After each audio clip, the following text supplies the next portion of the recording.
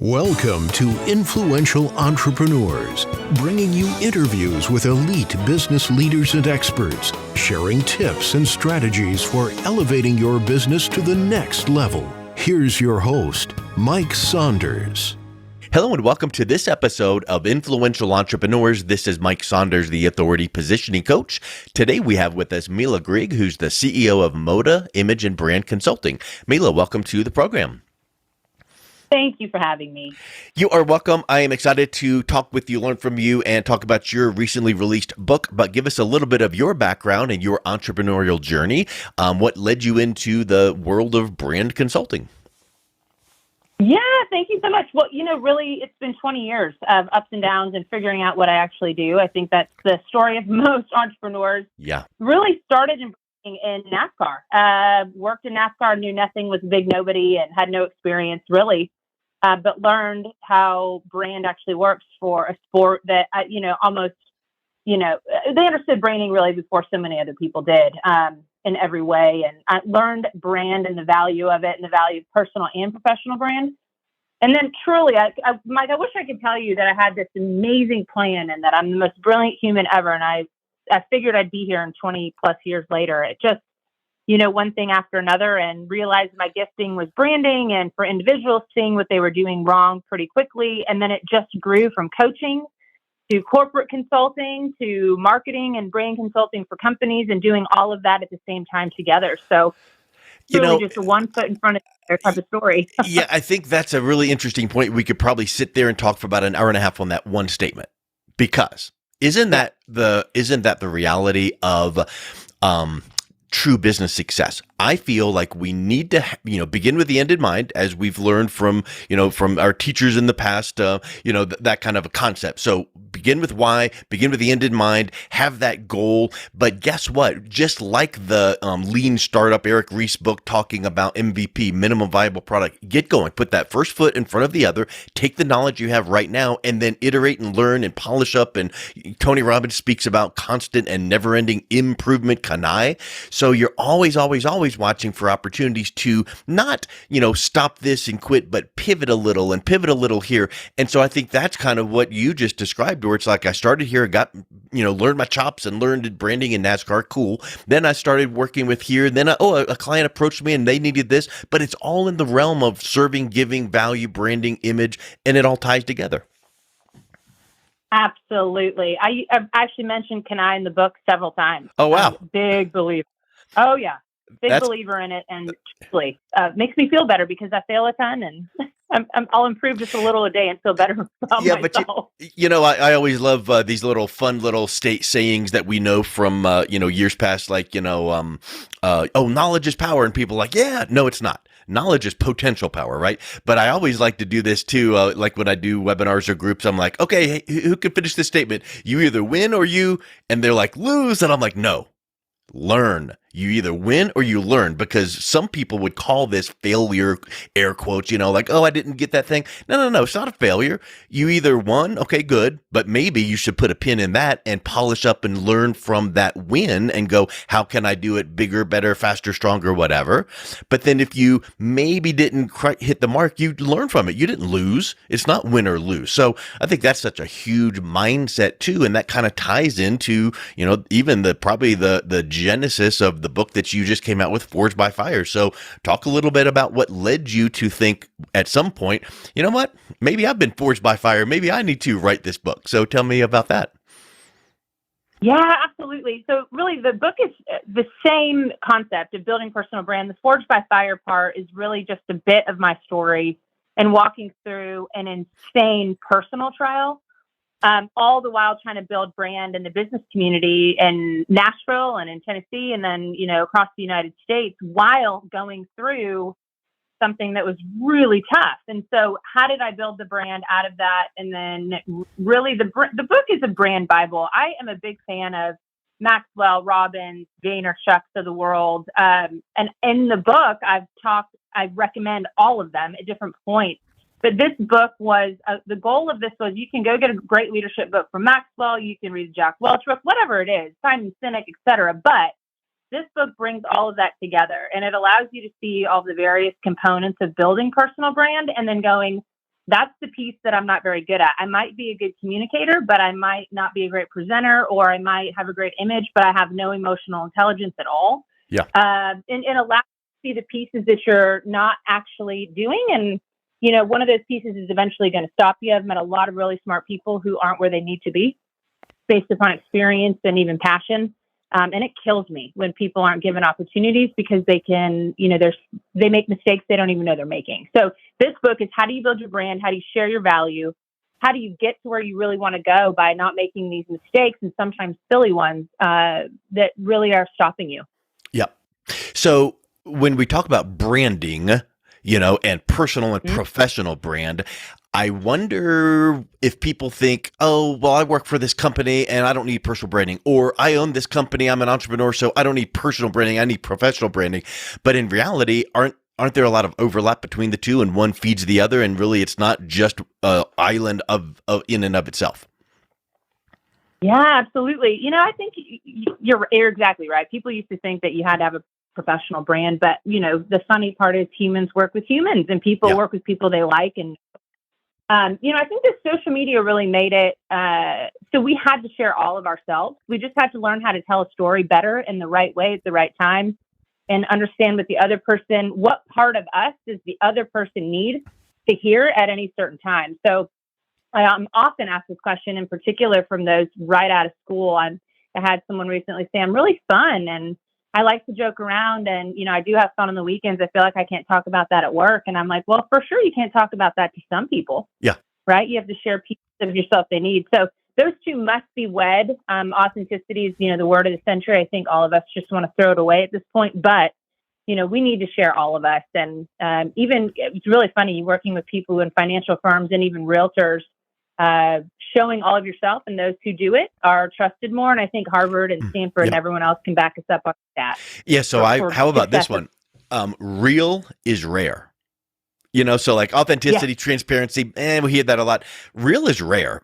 Being real is rare. But guess what? I would submit that it needs to be in balance, because like the fun person on the weekend and whatever, if that is flowing all through your social media, let's say on your business side of things, they're like, okay, when are you actually working?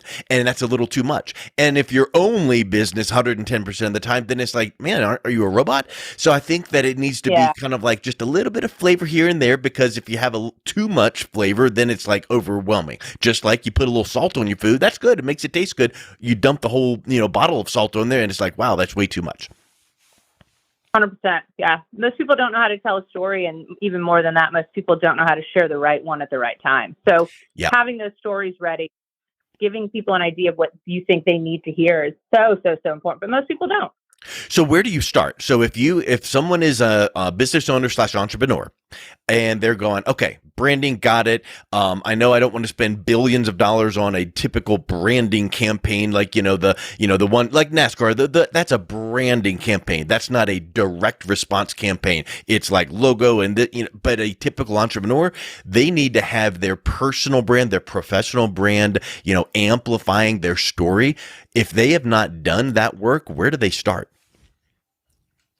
Yeah, you have to start at the boring piece. Everybody wants to figure out how to be a better leader or be better on social and how to share the right story. But, you really have to go back to your core values and then understand what those are, and that every story you have needs to fill up one of those core values in order to share it. So it's really boring. Most people want the fun stuff, hey, my why and what is it? And that's really important as well. And that's one of the initial steps of why do you do what you do and why should people know? But you've got to get your core values down. I mean, any successful company does this and knows this, and then their employees know it and exude it and all that they do. And that's why they're successful, et cetera. But humans need to do the same thing. And we often don't, because it's just not as fun. So you really do start with core values and you build from there. You go to your why.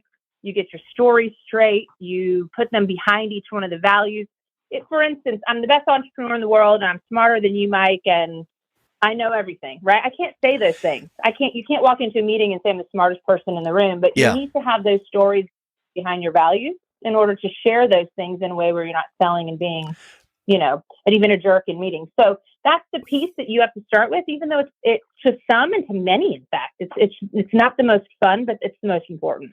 Well, it's like mashed potato or meat potatoes. It's like that's the basic. Or you blocking and tackling in football. Don't do the fancy plays. Just learn the basics. And once you do the basics, now you can ascend or go to the next step, which is maybe doing some of the more glitzy things. You said something that it made me think of another book. Have you ever read the book Building a Story Brand by Donald Miller?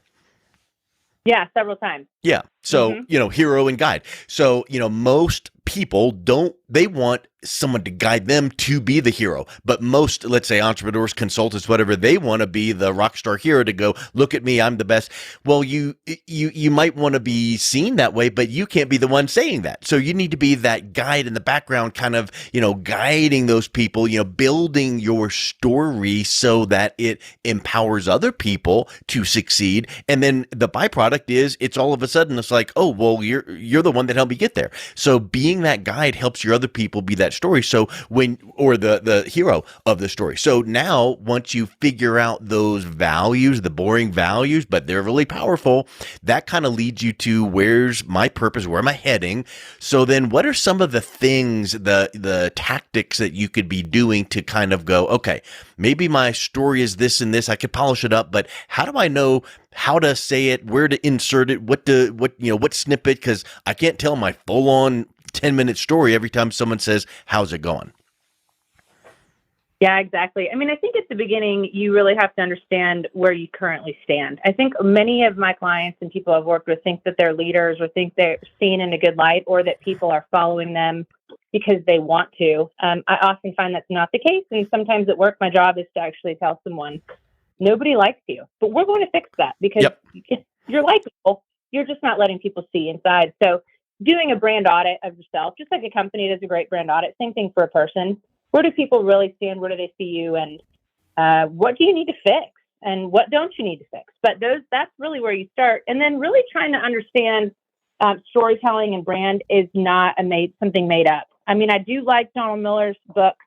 I think it's really geared and beautifully toward an entrepreneur, and it helps you to share the right way. But when it comes to building your own personal stories, you really, not everyone's going to like you, and you really need to focus on a niche, and you need to share the pieces that are yours.